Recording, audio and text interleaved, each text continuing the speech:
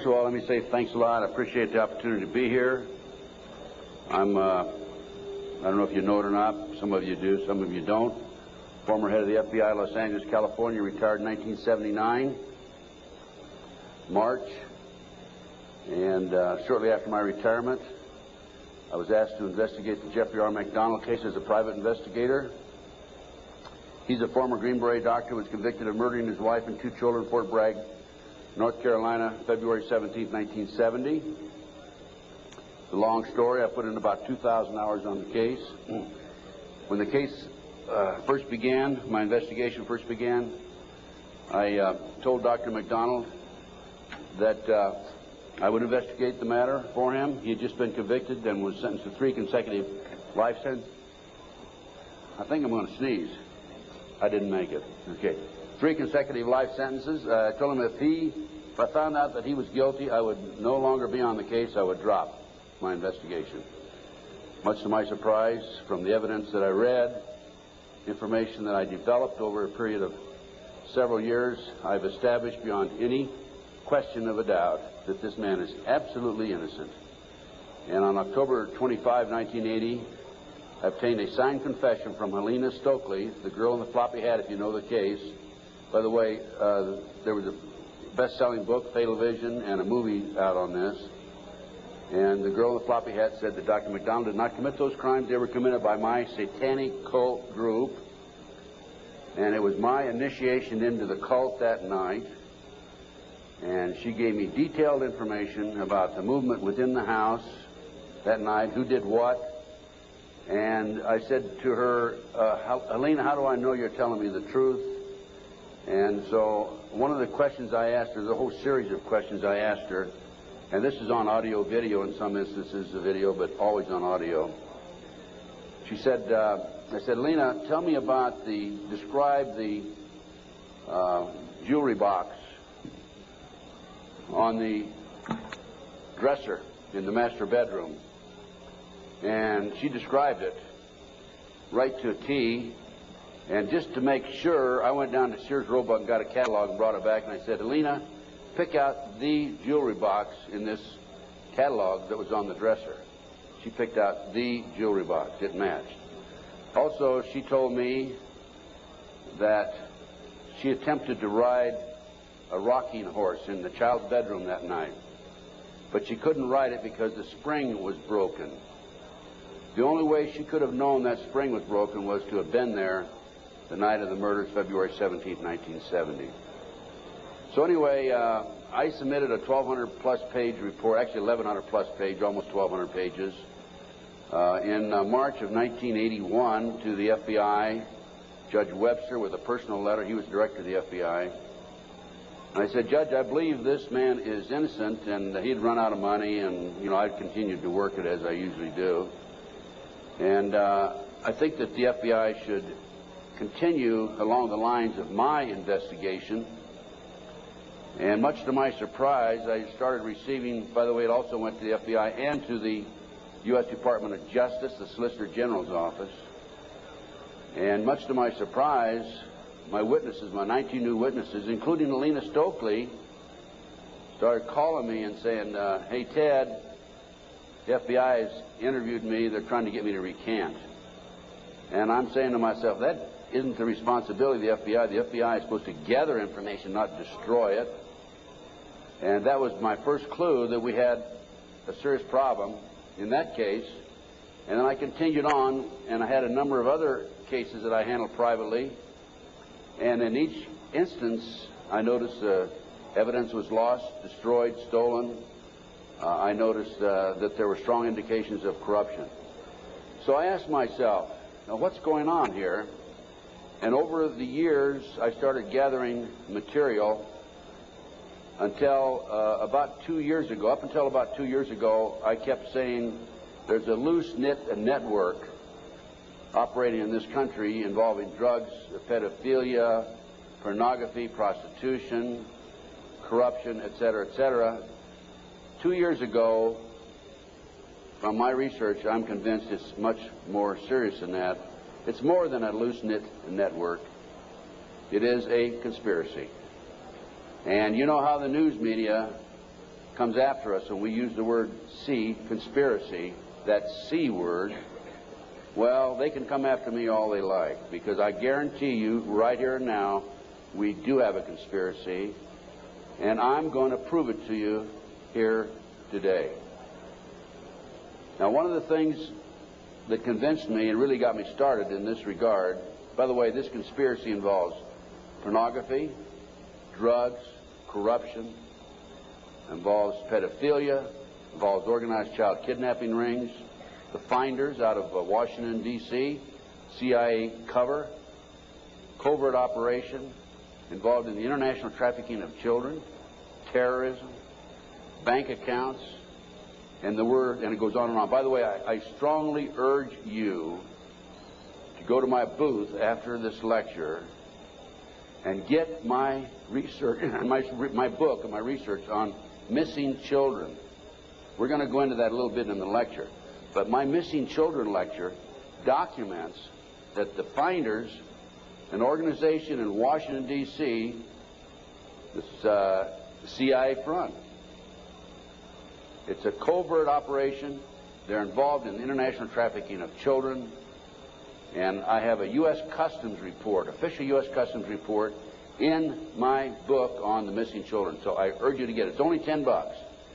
Now, if you buy any of my products, any of my research, I beg of you, I don't want you to buy it unless you make a half a dozen copies and send it to your friends, okay? The name of the game with me is not copyright. I could care less about copyright. The name of the game is education, education, education. We need to know what's going on in this country today. So any of my research that you buy, please make copies and get them out to your friends. That's what it's all about.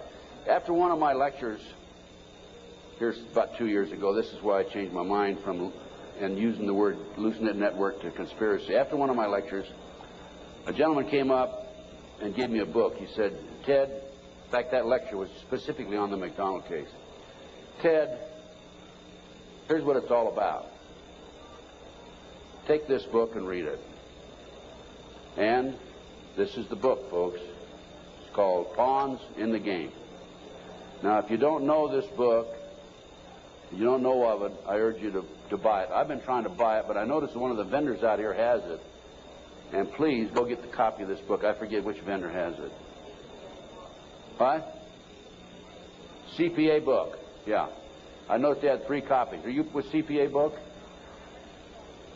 Huh? Richard Flowers is CPA. Richard Flowers. Go get this book when it's over and order some more copies. I'm going to order some myself and start selling them in my flyer.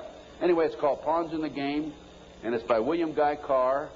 William Guy Carr had the same problem I did. He wanted to know what's going on in America and around the world. He was a Canadian, however, and as a result of his research, he wrote this book. So, we have the Illuminati. Now, the Illuminati was established in 1776 by a fellow named Adam Weishaupt. In 1773, he was commissioned by one of the Rothschilds, House of Rothschild, to put together an organization called the Illuminati. And he culminated his work in May the 1st, 1776. If you'll notice, that's a communist holiday. And we're going to have to move along pretty fast. This is actually a 4-hour lecture I'm going to give you today. We're going to do it in probably an hour and 15, 20 minutes. But some of his goals, and the goals that he was commissioned to set up, there were 25 of them. And here they are right here. Here's the beginning of it right here. And rather than read each one of them, I'm going to summarize it, okay, because we got a lot of work to get into. Number 1 issue was men are inclined to evil rather than good. Number 2 goal and issue was to preach liberalism. Number 3, use the ideas of freedom to bring about class wars. That's what we're doing today. Number 4, any and all means should be used to reach our goals as they are justified. Any and all means. Number 5, their rights lie in force. We're talking about the Illuminati rights lie in force. Number 6, the power of our resources must remain invisible until the very moment when it has gained the strength that no cunning or force can undermine it. And if you will notice, it's been very few people know about the Illuminati, so they have maintained their invisibility until most recently. Number 7, advocated mob psychology to obtain control of the masses. Number 8, use alcohol, drugs, moral corruption, and all forms of vice to systematically corrupt the youth of the nation. I mean, I don't need to document that one. How about South Central L.A., CIA drug operations coming in there? How about Mena, Arkansas? Drugs coming into this country, arms and munitions going out. If you don't believe me, talk to Terry Reid, talk to Chip Tatum, talk to some of these other individuals who I personally know.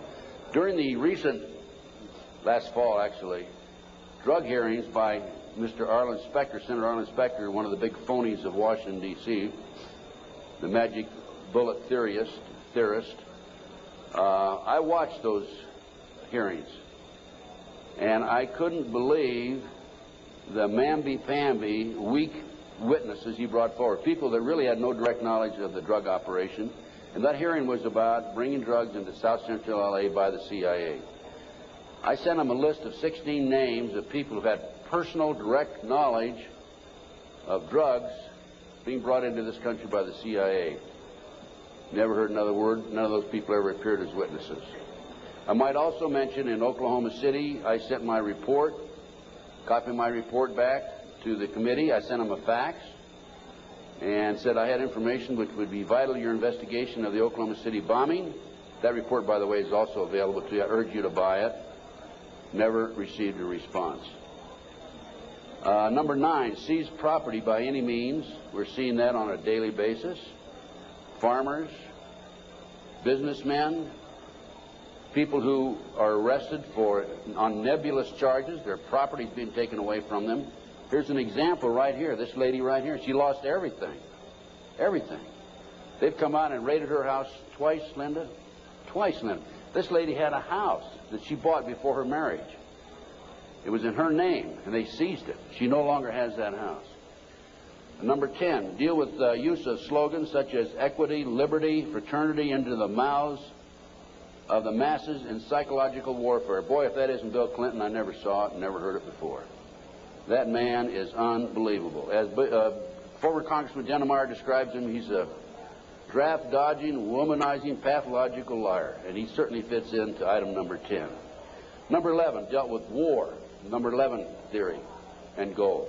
In 1773, Adam Weishaupt set down policies that were publicly announced in 1939, folks. 1773, publicly announced 1939 by Britain and the United States. And the war should be directed so that the nations on both sides are placed further in debt and peace conferences conducted so neither combatants obtain territorial rights. Yalta. Perfect example. Stalin, Roosevelt, Winston Churchill after World War II.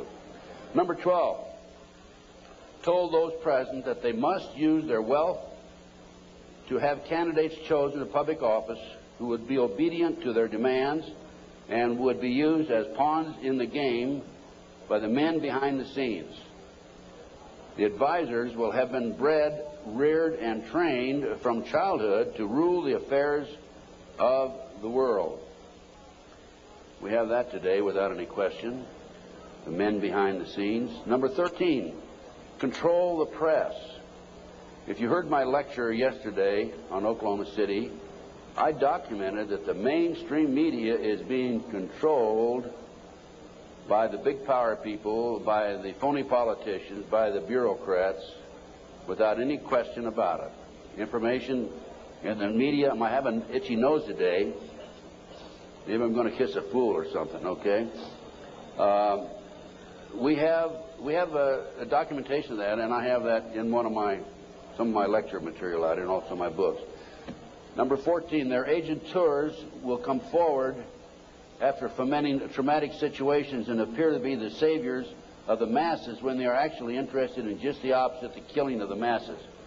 The riots in Watts, the riots in South Central L.A., folks. Number 15, create industrial depression and financial panic, unemployment, hunger, shortage of food. Use this to control the masses or the mobs, and use the mobs to wipe out all those who dare to stand in the way. Well, I'll tell you right now, every expert I've talked to is talking about food shortage. And it's coming, I'm convinced. And we also know about the market crashing here in October. I had a market specialist on my radio talk show, and if you don't listen to my show, I urge you to, because it's a real good, solid education for you.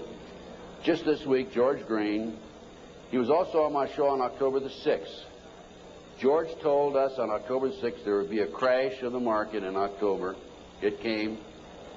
Now he told us this week there will be another crash, and it will drop, he thinks, 2,000 points. So we'll see what happens. I hope it isn't true. Number 15, create industrial depression and financial panics, unemployment. I've already covered that. Number 16, infiltrate into the secret Freemasonry to be used for their purposes. That's been documented many times. Number 17, expound the value of systematic deception. Use high-sounding slogans and phrases and advocate lavish promises to the masses, even though they cannot be kept. Again, Bill Clinton. George Bush was good at that, too, by the way. What's the difference between the Republicans and the Democrats high up? None. Zero. You know, Mr. A, who has a booth next to mine, mysterious Mr. A, he talks about subliminal messages. If you look at the logo of the Republican Party, you know the elephant with the 3 stars across the top? Well, if you look at it today compared to 2 years ago, the stars have been inverted. The point used to be at the top 2 years ago. Now the point's at the bottom. Satanic, folks. I can't say for sure, but that's a subliminal message. Inverted stars. Number 18, detail plans for resolution. Discuss the art of street fighting, which is necessary to bring the population to a speedy subjection. Number 19, use their agentures as advisors behind the scenes after wars through secret diplomacy to gain control. Number 20, establish huge monopolies toward world government control. We're seeing that today, the huge monopolies. Number 21, use high taxes and unfair competition to bring about economic ruin by controlling raw materials, organize agitation among the workers, and subsidizing competitors. GATT, NAFTA. Number 22, build up armaments with police and soldiers sufficient to protect our interests. A few years ago, we had 11 federal agencies that were authorized to carry sidearms, firearms. Now we have 39. Number 23, members and leaders of the one world government would be appointed by the director. Okay, Presidential Directive 25 allows the president, by the way, this is classified, secret, not available to the general public, allows and orders that the President of the United States, in the event of a conflict or a crisis in this country, transfers the power, his powers, over to the Secretary General of the United Nations. Number 24, infiltrate into all classes and levels of society, of government, for the purpose of fooling, bemusing, and corrupting the youth members of society by teaching them theories and principles that we know to be false. This is the outcome-based education program being shoved down our throats by the United Nations. Number 25, national and international laws should be used to destroy civilization. There's talk about the world population being decreased to 500 million, the United States population being decreased to 20 million. And we look at the war that we had in the Gulf War syndrome. Look at the people that died there. There were 700,000 troops, American troops there. 4/5 of them today cannot even do a push-up because they're so ill and so sick. They've been washed out of the service. We have a new army, basically. And the story goes on and on. Okay. What are we talking about here? There's a considerable overlap in the United States from the various groups, organizations, individuals, whatever you want to call it. But one of the driving forces behind this movement, the Illuminati, is the satanic cult movement in this country today. Now, when Alina gave me that signed statement, I said, what in the world is this all about? I don't know anything about Satanism. I'd heard the word, and that's about it. From the Bible, of course. So I began my little journey forward. And one of the matters that I developed information about was an individual I learned about was Aleister Crowley. He likes to have his name pronounced Crowley to rhyme with holy. And the Satanists today, and for the number of years in the past, have basically used his philosophy and his writings as a guide. And so let's talk about some of his writings and teachings. And here we have of the bloody sacrifice.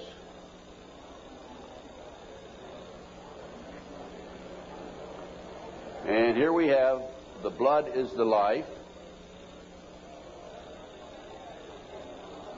And here on page 94 of his book, it would be unwise to condemn as irrational the practice of those savages who tear the heart and liver from an adversary and devour them while yet warm. In any case, it was the theory of the ancient magicians that any living being is a storehouse of energy varying in quantity according to the size and health of the animal and in quality according to its mental and moral character. At the death of the animal, this energy is liberated suddenly. The animal should therefore be killed within the circle. We're talking about the satanic circle, or the triangle, as the base may be, so that its energy cannot escape. An animal should be selected whose nature accords that with that of the ceremony. Thus, by sacrificing a female lamb, one would not obtain any appreciative quantity of the fierce energy useful to a magician who was invoking Mars. In such a case, a ram would be more suitable, and this ram should be virgin. The whole potential of its original total energy should not have been diminished in any ways. And now listen to this sentence, folks, closely. For the highest spiritual working, one must accordingly choose that victim which contains the greatest and purest force. A male child of perfect innocence and high intelligence is the most satisfactory and suitable system. We're talking about human sacrifices. There are, in my estimation, over 3 million practicing Satanists in America today. Now, how did I come up with those figures? I have informants. I have an informant in South Central L.A., population of 200,000, told me there are 3,000 practicing Satanists in that area. That's where the famous, well-known case, McMartin case on the preschool took place. I have an informant in Lincoln, Nebraska, told me 3,000 practicing Satanists. Lincoln, Nebraska, town of 200,000. South Bay area, Manhattan Beach area, about 200,000. How much time? I get more than an hour today. So just crank up your cameras. Huh? I'm going to take an hour and a half. Okay? I'm going to take every minute I can give to you folks, because you need to soak this into your brain. Iowa City, Iowa, town of 150,000. 100,000, 1,500 informants. That averages out about 1.5% of the population. Anyway, this is, we're talking about human sacrifice. About 50 to 60,000 individuals are sacrificed every year. There are 8 basic satanic holidays. There are other holidays for the various covens, but there are 8 basic ones that they all honor. Now, one of the practices, this is another book of Aleister Crowley. One of the theories, we talked about human sacrifice, okay, there it is, it's right in their book. I mean, I didn't invent that. That's there. Another aspect of their religion, if you want to call it religion, by the way, the federal government does recognize the satanic movement as a religion, yet in Linda's case, the word Satanism was brought up by her husband's defense attorney. They sealed the records, have not made it available, and when she writes to her children and says, believe in God, she gets a letter back from these people saying, you can't mention God in your letter to your children. That's just an example, okay? Okay, we're talking here about the 666, that's the beast. That's Aleister Crowley himself. Moreover, the beast 666 advises that all children shall be accustomed from infancy to witness every type of sexual act, as also the process of birth, lest falsehood fog and mystery stupefy their minds, whose error else might thwart and misdirect the growth of their subconscious system of self-symbolism. What we're talking about there is children from birth being exposed to sex. These people, the satanic movement in the world, has set up preschools throughout the world for the purpose of getting their hands on our children. The parents drop them off at 9 in the morning, come back and pick them up at 4, 3, 4, 5 at night. In the meantime, in many of these preschools, the children are exposed to sex from the time of birth. In Linda Wiegand's case, it's exactly what happened. These children have been exposed to sex from the time that her ex-husband got his hands on those babies right up to the present time. And I have a page missing, and I'll have to dig that one up some. I don't know what happened to that page. Maybe the Satanist got it. It may therefore be considered improper as a general rule for your sexual gratification to destroy, deform, or displease any other star. Mutual consent to the act is the condition thereof. It must, of course, be understood that such consent, and we're talking about sex now, is not always explicit. There are cases where seduction or rape may be emancipation or initiation to another. Such acts can only be judged by the result. What they're saying is it's all right to rape somebody.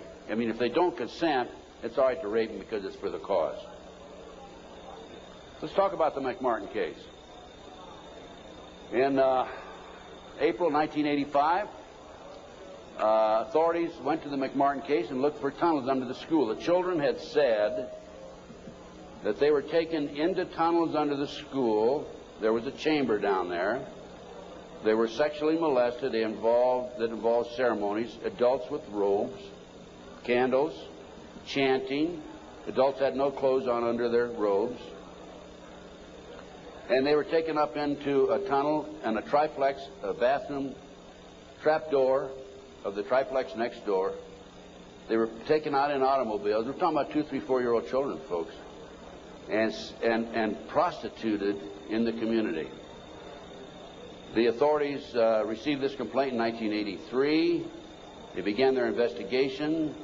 The authorities finally, in 1985, went out and decided to look for the tunnels because they said the children were hallucinating. The children also said that they were taken by air up into a mountainous area where they were exposed to satanic ceremonies based on what they described, and brought back in time for the parents to pick up the kids.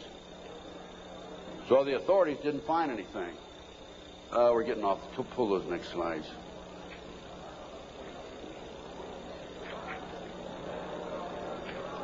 Well, I'll tell you what. In the spring of 1993, I heard that the property of the McMartin School had been sold from the McMartin family to the defense attorney, actually given to him.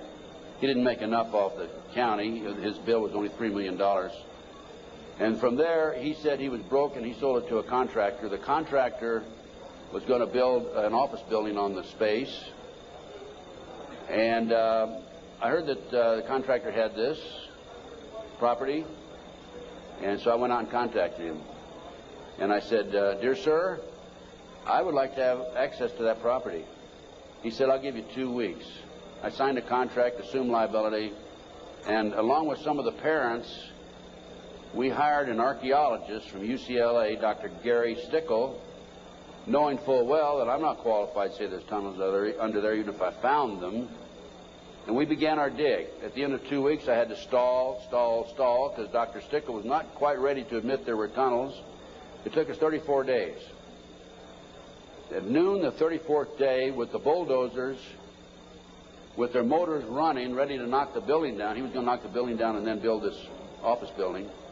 Dr. Stickle said, "You know, I can say without any question right now, there have been tunnels under the school. They were filled in." Now, I'm going to show you the documentation on the tunnels. This is it. No, keep it there. Keep that there. This is the what we found. This is a preliminary report. I have a 186-page scientific report available to you out here if you're interested, by the way.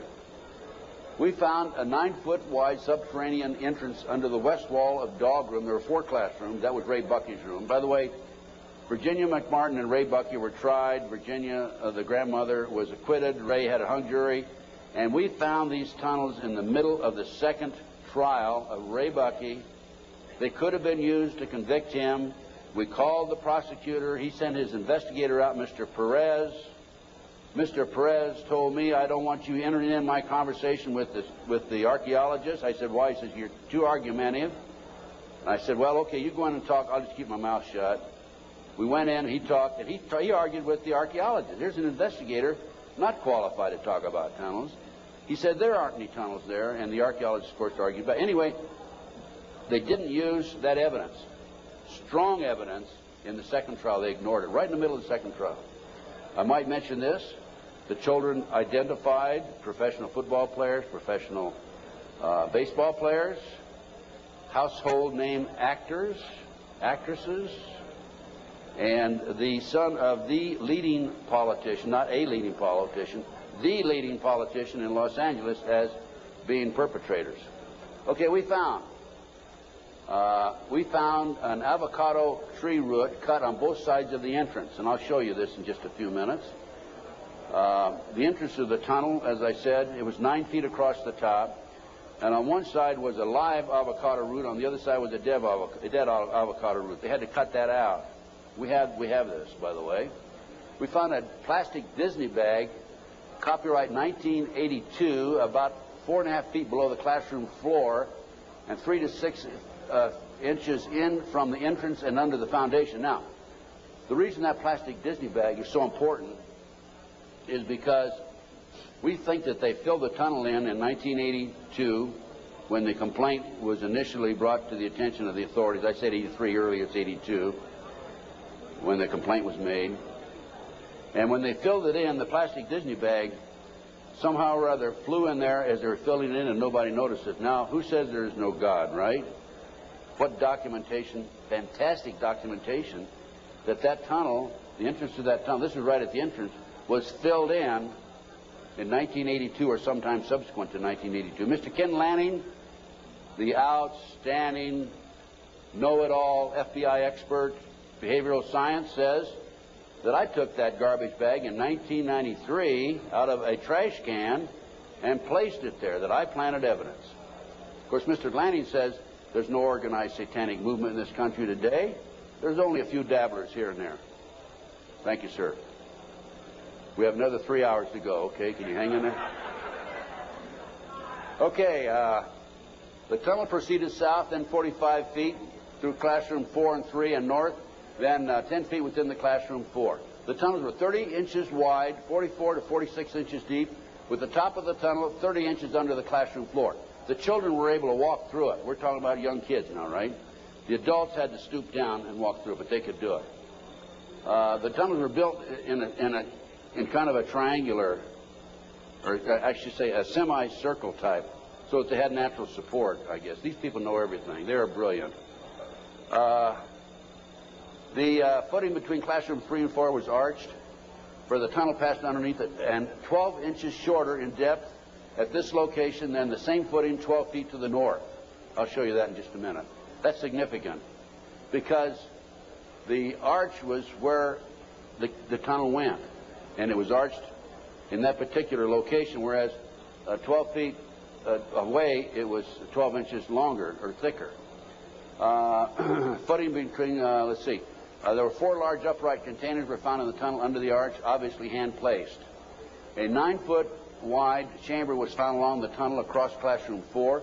The top of the chamber and the top of sections of the tunnel had layers of plywood covered with tar paper, which had apparently been supported by cinder blocks and 2x2 and 2x4 wooden posts found underneath.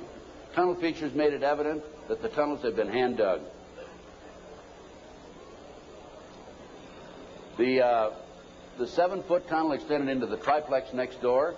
Tunnel extended from the bathrooms off the office and classroom 1 to the front yard of the triplex next door. Front yard concealed from the street by a 3-car garage.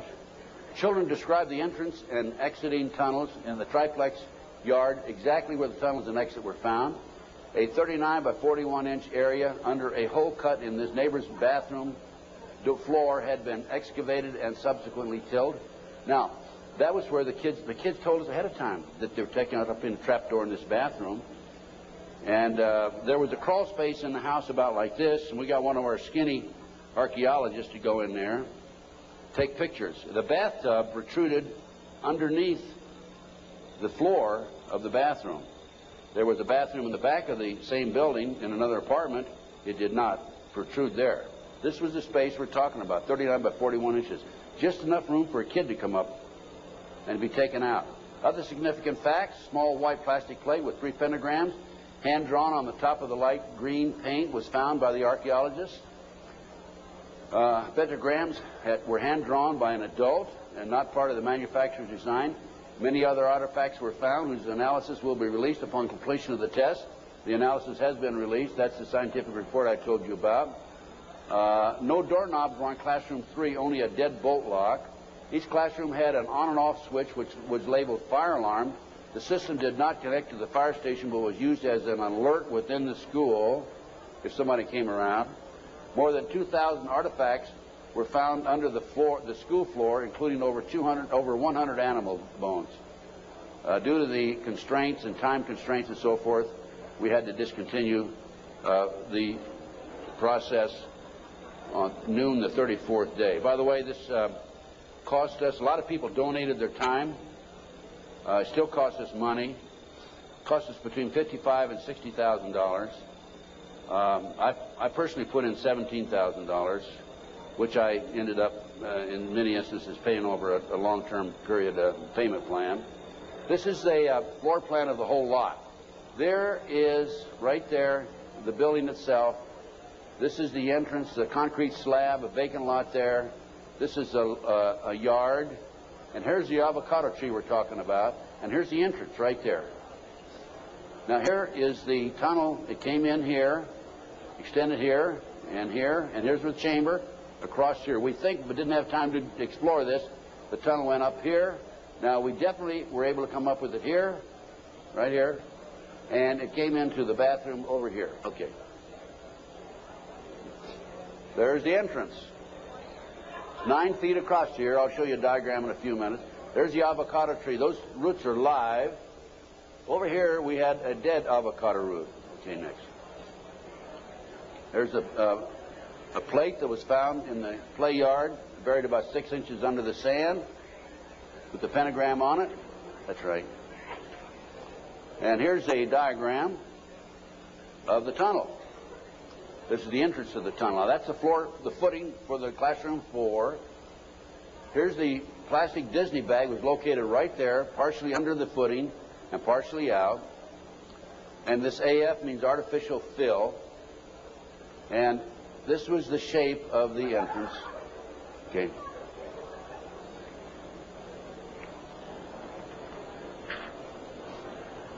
Here's your diagram. These are your drawings. Artificial fill. Here's the avocado root there. Here's the dead root over there. Distance 120 or 21 inches below and 14 inches below the footing. There's the avocado root there, live avocado root. And these are all diagrams by the archaeologists. Good documentation. They're the roots themselves. That shows you the size, 2 centimeters. Next. There's the plastic Disney bag. Turn it over. There's the plastic Disney bag. Disney, classroom 82, 83. Sandwich bag. It was a sandwich bag. This shows the arch of the tunnel. Now, the school was built in 1966, which means the foundation was laid then. And here's your arch. And this is from classroom 4 here into classroom 3 over here. And it was 12 inches higher over to the left. Go ahead. There's yours truly looking up. This was in classroom 4, as I recall, and this is where the tunnel extended, right along here. Now, the reason the tunnel's been filled in, you have to understand that, and the reason the archaeologists could say that they were filled in is because the texture of the dirt that had been filled in was different than the natural texture. Okay. Just turn it off for a minute. In addition to the tunnels, I developed information that an abandoned satanic site was in Crestline, California.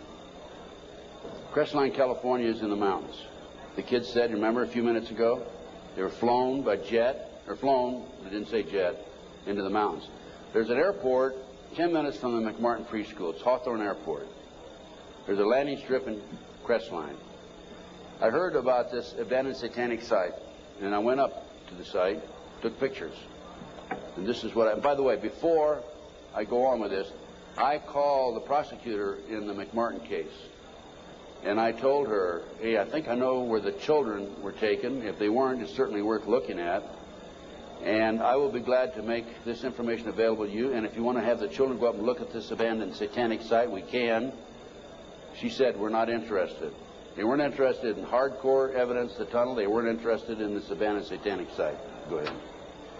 This is what we found. 666, one of the satanic signs. That's a stone on the site. The house had been up here. The day after the McMartin case broke in the news, the house burned to the ground. And it was here. The street's on the other side of the hill. You cannot see the site, this area down in here, from the street. You have to go in, would have to go in through the house and come down. And this, you can see it's quite elaborate. There's my associate, Judy Hansen, who works with me in L.A. And next. This is looking at the opposite direction of the picture we just took. And you can see there's San Bernardino down in there. And you can see that on the side of a mountain like that, nobody's going to find it unless you fly over with a helicopter. That's probably an altar, flattened stone. Also an altar, another altar that had been broken. This is, of course, you recognize the star. Now, this is a satanic symbol. Put the next one up. Hold the first one. There it is right there. Put the first one back on. Now overlay them. Turn it around that way. Okay, any question about that, folks? No. Well, let's read what that says.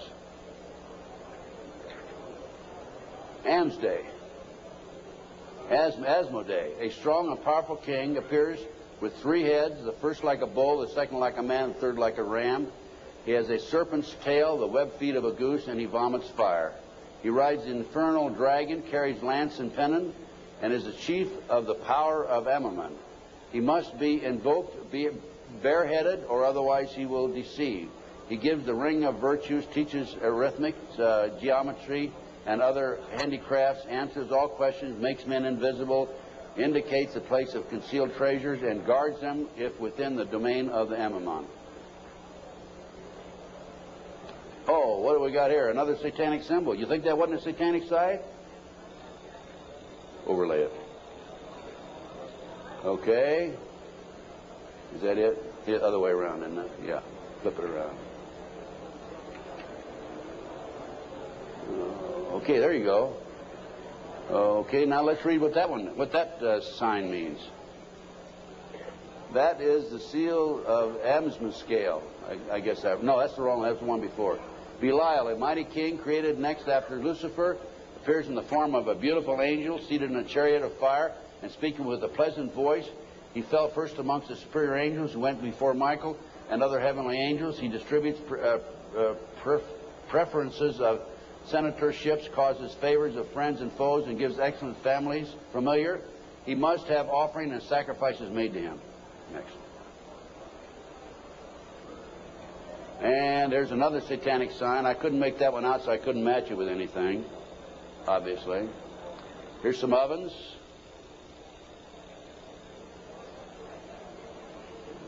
That was a large circle with a number of signs in it, a lot of writing. We couldn't get up high enough that we could take a good picture of it. Next. And let's put that back a minute. That's another case. Okay, nothing came of that. Nobody was interested in an abandoned satanic site, even though it appears to have been related to the McMartin case. I have to say that I was very disappointed. We gathered this evidence privately. The police don't have the capability of doing so. Too many high-pressure people involved. Too many prominent individuals involved. So that's just an overview of the McMartin case, folks. No question in my mind that it was a satanic operation. And Dr. Roland Summit, UCLA psychiatrist, says, we've done a lot of research in this field also, that there are 50 other preschools in the country where the kids have talked about going down into tunnels. Now, this is another case that I worked out of Philadelphia, similar case to Linda's. And this is the Lou Bear case. Lou called me back in, I guess, the late 80s.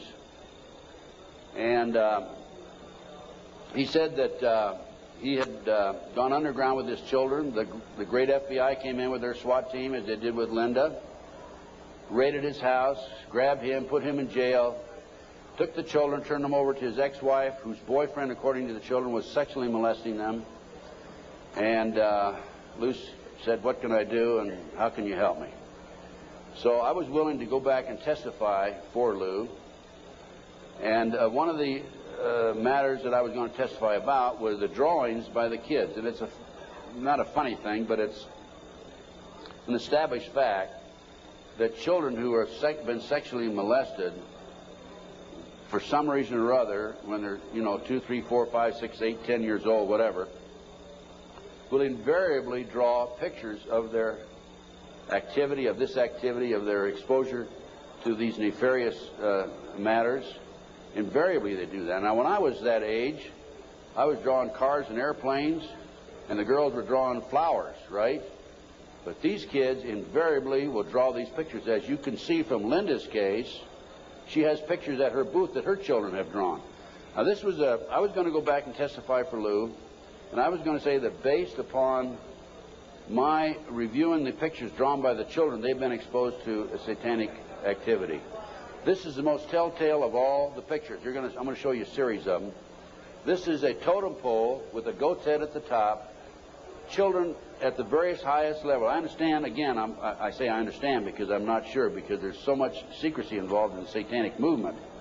8, 10 layers of classes of people within themselves, like the dabblers on up to the very highest level.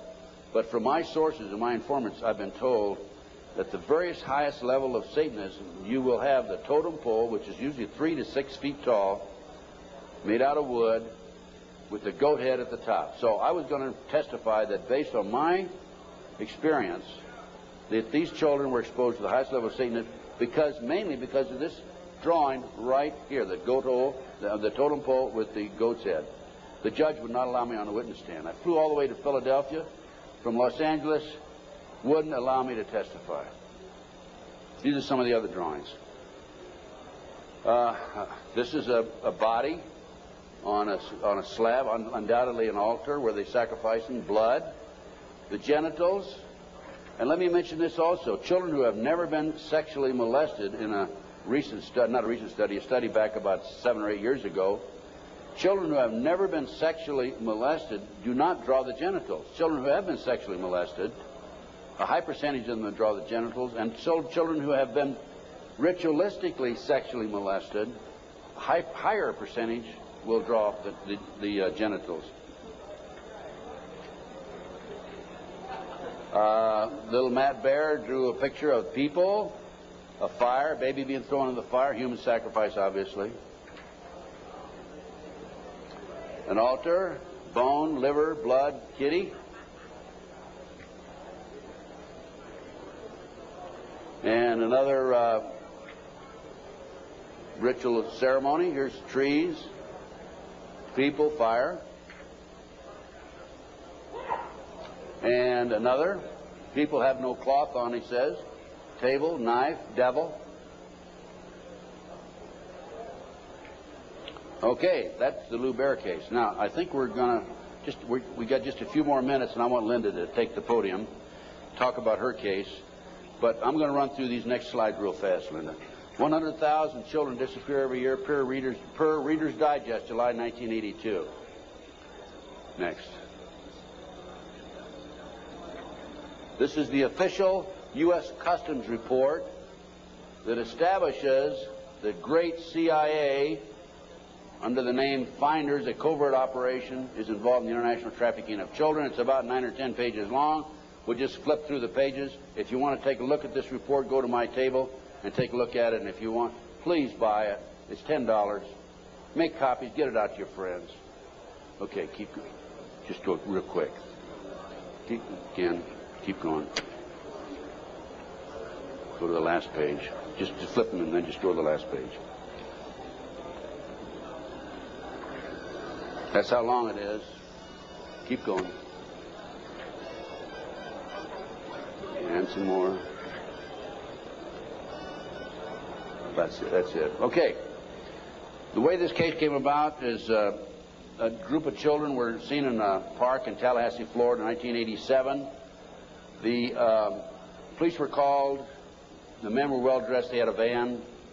Police came out, talked to the kids. The kids said that they were en route to Mexico to a smart school. And the police traced that van back up to the Finders in Washington, D.C. They raided the Metropolitan Police Department, raided the Finders headquarters and also a warehouse. And they found all this paraphernalia. They found information about international trafficking of kids all over the world. The Finder, based on my research subsequent to that, again, CIA covert operation. The customs agent was called into it because of the possibility of pornography, and I guarantee that there was pornography involved. Guarantee, okay? Now, this report, this was his report. Again, this is available, Missing Children, $10 at my booth. This report is the final interview by the customs agent when he attempted to go over and get more information than he'd already developed. Okay, let's just go over this. Leave it there. Leave it there. Yeah, leave it there. Okay. April 2, I arrived at the Metropolitan Police Department at approximately 9 a.m. Detective Bradley was not available. He was the detective who was supposed to help him. I spoke to a third party who was willing to discuss the case with me on a strictly off-the-record basis. I would advise that all the passport data had been turned over to the State Department for their investigation. They found passports in the van.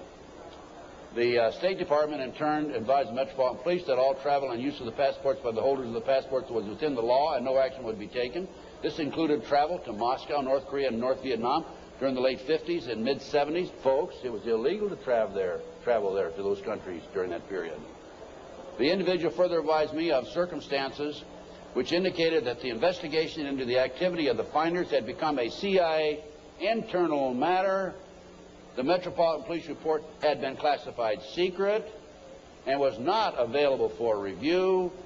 I was advised that the FBI had withdrawn from the investigation several weeks prior, and that the FBI Foreign Counterintelligence Division, that's the FBI headquarters, by the way, had directed the Metropolitan Police Department not to advise the FBI Washington field office, that's the field office, of anything that had transpired.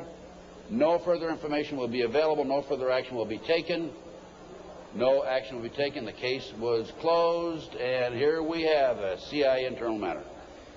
The Finders group, the Finders case organization, was founded by a CIA agent back in the early 60s, and here we are, 1987, still operating. I have the man's name. I have all the information on it. A real quick overview. CIA experiments with mind control on children, MK Ultra. This is an outstanding article. It's available in that same report. Just flip the pages. Keep going. Okay. Folks, I'm going to turn the podium over to Linda Wiegand. We have about another 15, 20 minutes, I believe. And Linda's going to talk about her case. This is one of the most classic examples of corruption I have ever seen. And believe me, you can tell from my lecture that I've seen some pretty awful examples of corruption. Go on, Linda.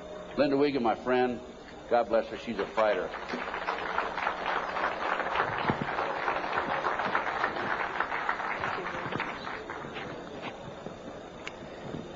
Thanks.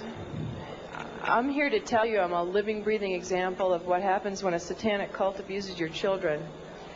And sometimes I put slides above the abuse, but after seeing the slides of the children this morning, I think you understand what this is about. And there's pictures over at the booth right out here. The devil to me, maybe 10 years ago, was something that was, I went to Catholic church. I'm still Catholic and Christian. I went to church, and the devil was something out there that you didn't want to talk about at night, and you didn't talk about in the dark, and it was just something in science fiction movies. My children disclosed just sexual abuse in early 1993. They were masturbating. They were pulling their pants down at the supermarket. They started having oral sex with my St. Bernard, inserting pens and pencils into the dog's rectum. The behavior got worse and worse and worse. I woke up one morning. I don't usually talk about this stuff. I woke up one morning to the bread, the butcher block that you cut bread on, because I'm a vegetarian, so it wasn't a butcher block. And there was a huge bread knife in the middle of the butcher block with a big pool of ketchup in the middle of it. And that was on my kitchen table. And I said to my children, what is this? Who did this? What does this mean? And my son John said, Mom, this is some of the things that we have to see and that have been done to us. I knew I had a big, big problem, and I had no idea what it was called. I called all over the country. I had children's drawings for the police. My husband was under arrest for sodomy and oral sex with my children. And I had all kinds of drawings that had circles and people with, there was black candles always in the middle of these tables, and all this oral and anal sex pictures. And I went to the Catholic Church and I said, I don't know what this is, but it seems to me these drawings are significant. There are all kinds of symbols I don't understand, and devil heads and goat's heads, and I had no idea I did not know what satanic ritual abuse was. Church asked me if I ever had a psychiatric exam. And I said, actually, I'm completely sane. I just know that there's symbols in these pictures. No one would help me. Even though there was a prosecution going on, they said if you ever bring up satanic ritual abuse, your credibility is lost and you'll just be a kook and it doesn't exist and it's not organized in America. Just focus on child sexual abuse. So I took my children to a child sexual abuse hospital. And while they were being treated, and I had legal custody of my children, and my husband and his lawyers and the judge found out my children were in an expert hospital, I confiscated my house, everything I've ever owned, from my baby pictures to my clothes. I walked away with literally the clothes we had on our backs. Took my cars, my federal post office box mail, my income, my assets. I lost everything by taking my children to an expert on child abuse. It was trying to stop me from what my children could disclose from being uncovered, to try and just break that we had no assets to have my children have medical attention. The children were being treated for sexual abuse, and I had provided all the documentation. And one day, the doctor said to me, I need you to come into my office. She said, this is a classic case of SRA. I had no idea. I mean, SRA, is that like an Irish Republican Army thing? I don't know what SRA is. She said, satanic ritual abuse. And she showed me the drawings that the children were doing in her office, and they were of blood sacrifice, of people cutting their arms and dripping blood in chalices, of chalices with devil heads, and on and on and on. It includes group sex. It includes children being killed. And I remember I just felt like my guts were just punched out of my body. I did not know what to do. I didn't know where to go. I called every organization in the country asking for help, children's organizations. And no one wants to acknowledge satanic ritual abuse.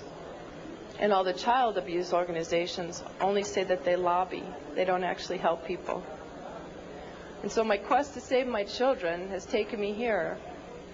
And as a consequence, and I can tell you here today, there are other mothers who are here today to ask me for help, who have children that were victims of satanic ritual abuse. And it's really hard for me because I'm only one person, and my life has been annihilated, although I have to say it's being rebuilt for the better. But John and Ben, my boys, are 11 and 8, and have lived for 15 or 16 months in the home of a satanic abuser who has been documented as a member of a cult, who 25 people and the state's attorney in Connecticut are investigating and have substantiated sexual abuse and the cult. And yet the governor and no one has been acting to protect my children. So it makes me wonder just how high this goes. But I'll tell you a story about a little boy that affected my life, and I guess it's besides John and Ben, who I always think about and who I want to stop this from ever happening to another child again. I heard a story about a little 8-year-old boy. His mom had taken him to protect him, and they were found. And I had been underground for 3 years, by the way. The mother and this little boy were found. The little boy was taken to a basement. He was crucified alive. First he was skinned. When they torture the children, it causes a physical reaction of the endomorphins in your body to just increase because of the terror and the pain. So when the Satanists drink the blood, they actually get like a chemical, a high, like a drug high from the blood of a tortured victim. And this little boy was found in the basement dead, with no blood, skinned alive and crucified. This cannot happen to any more children. I can't do it alone. My children are there. It's really hard. I need each one of you to know this is not a fairy tale. This is not something out of science fiction. I was a mom who ran a charity and baked oatmeal cookies for my kids. And because my children are victims, I have to stand here and I have to tell you these horrible stories. And I could tell them all day and all night, because both Ted and I get letters and calls for people begging for help all over the country right now. And the only way we can help them is to help save John and Ben first, set the precedence. We will not tolerate this anymore, not only to the children, but to our own lives. And we will not tolerate this. We must stand together. And I ask you to please, especially prayer and donations and letters, and help me save John and Ben. And then the rest of us are forming a task force to go around the country and start saving everybody else. Thank you very much.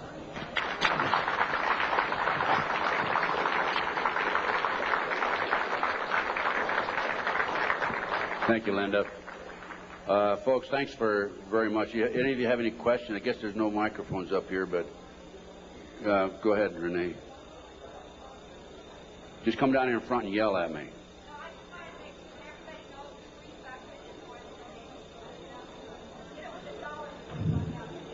It's immediately behind this curtain on the left, and if you can just go put a few dollars in the basket there, it'll help.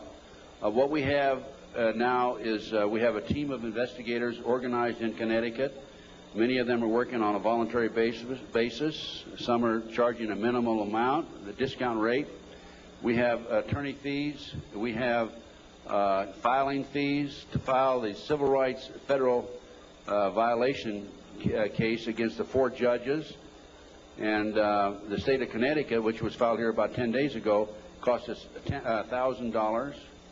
We served the 4 judges, 2 attorneys, and the governor with letters just about 2 days ago telling them unless they release the oldest boy back to Linda. By the way, this boy is not the biological son of the ex-husband.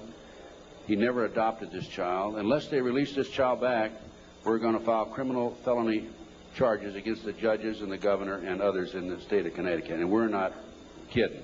We're going to do it, okay?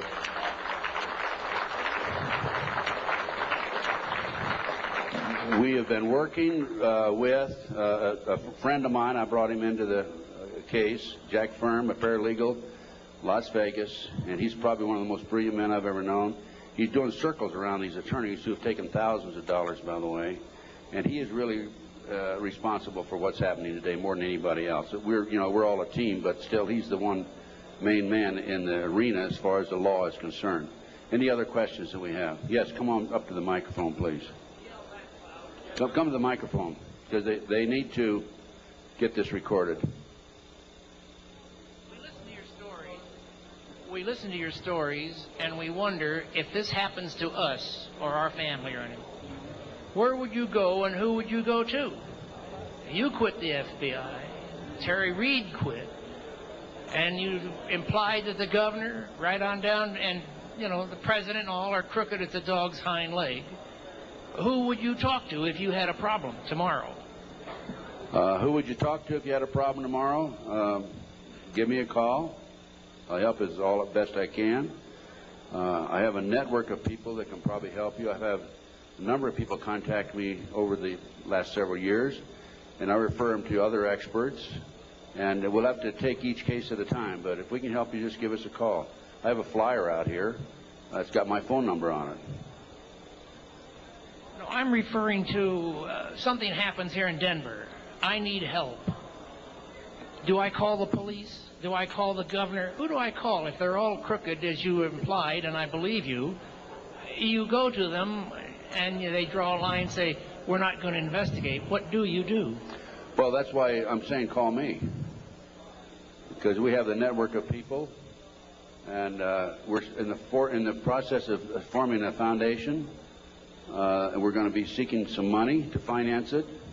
And as Linda said, we're going to have a task force that will go around the country and handle these problems. We're probably going to be busier than the one-armed paper hanger, but just give us a call. We'll do what we can to help you. We'll try to help you. Can you go to the police? Yes, go to the police. Make a matter of record. What I suggest you do with the police is go talk to them personally, and then go back and write a letter, confirm your conversation, send it registered mail so you have it on record. Anybody you talk to in these type cases, make sure you have it a matter of record. Certified mail. Yes, question.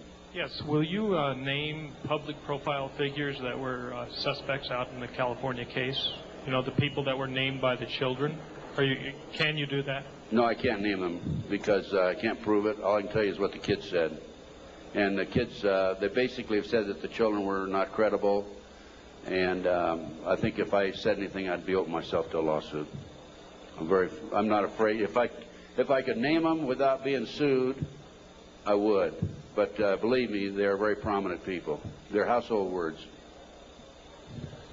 What elements of possible satanic abuse do you see in the John Bonet case? Interesting question. What elements of possible satanic activity do I see in the Bonet case? I can't prove it. From the day that case broke in the news until today, I see signs of it, indications of it. The tourniquet around the little girl's neck. One of the practices that they have in their mind control activity is to take a child right up near death and then bring them back from close to death. I would suspect that that's a possibility here, that they took this child too far and the child passed away. I don't know again, but I'm saying based on my experience and expertise, good possibility of that. I'd say there's a good possibility that, in fact, I'm confident that the family knows much more than what they're telling. The fact that they were not cooperative for a number of months would indicate that. My instincts tell me that. I would have to say she was probably a victim of a pedophile operation or a pedophile ring, which dovetails into Satanism and cult activity. Any other questions? Well, thanks, folks. I enjoyed appearing before you, and I hope you learned something. Go buy some of my research and make copies and pass it out. Education.